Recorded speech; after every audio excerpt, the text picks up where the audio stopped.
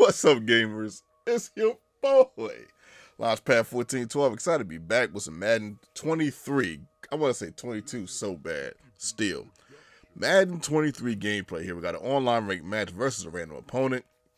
My opponent has the Chargers. My last two opponents have been picking the Chargers. Everybody's picking the Chargers. Now I'm kidding about everybody. It's your boy.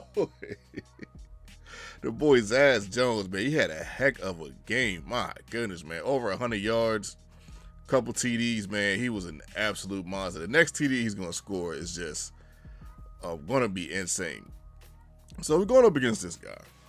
Forget the guy's name. You know, I know it's right up there, but believe it or not, on my screen, I can see the game very well. But the user name, I can't see that well. I can see the score well. I can see the players well. I can see the field. I can see all that perfectly. But for some reason, on this recording, when I record on this software, I cannot see that username on the right-hand side to say Gotham City and Metropolis. At any rate, we're going for it. 4th down and 12. You better believe it. This is not what I would normally do. I was feeling it a little bit. You know, I got the touchdown off the pass earlier. I was kind of feeling myself a little bit with the pass. And I was feeling myself a little bit right here. It's your boy. We don't get it looking good, Billy. I was like, man, Justin Herbert called him down. I was like, okay. Juke move right there. You get a huge rate. Travis Etienne, low key, had a really good game. What made me pick the Jaguars? I have no idea. For some strange reason, something said, you know what? Play with Trevor Lawrence, man. You need some Trevor Lawrence gameplay. Remember last year, as we get the touchdown right here. Remember the beginning of last year at Madden 22?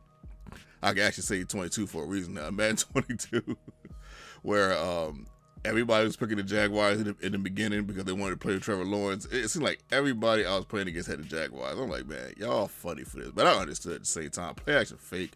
1st down and 10, my opponent goes to the left. This guy was pretty solid, man. Passing the ball, especially running the ball. He ran the ball very well.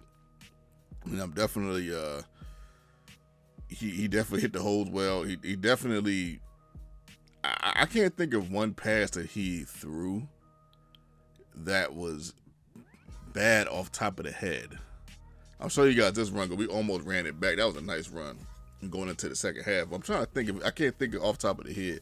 It doesn't mean he wins the game, but this guy, like, you guys know I'm very honest. In my personal opinion, this guy was a really sound opponent. I mean, he really was a really sound opponent, in my personal opinion. Maybe you play against him and you feel differently. Maybe you blow him out.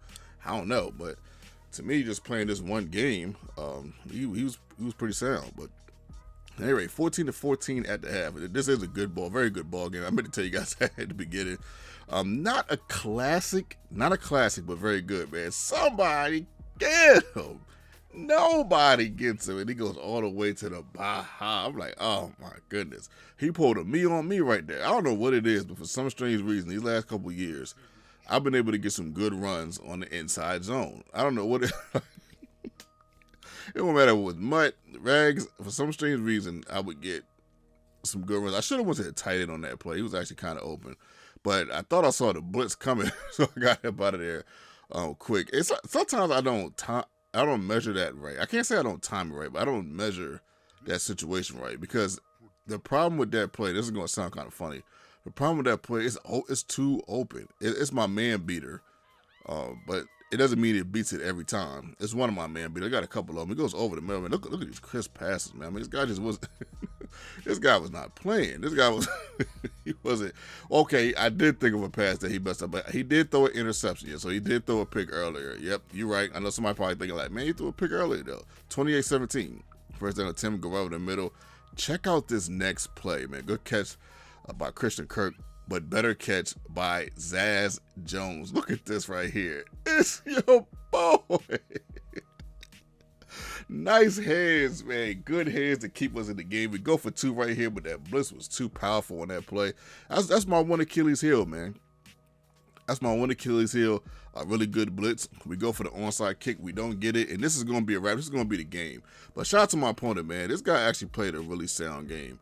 You guys know I'm brutally honest about, you know, how I feel about my opponents. If I feel like I would have blown them out in a 7-game series, I would say it's a skunk.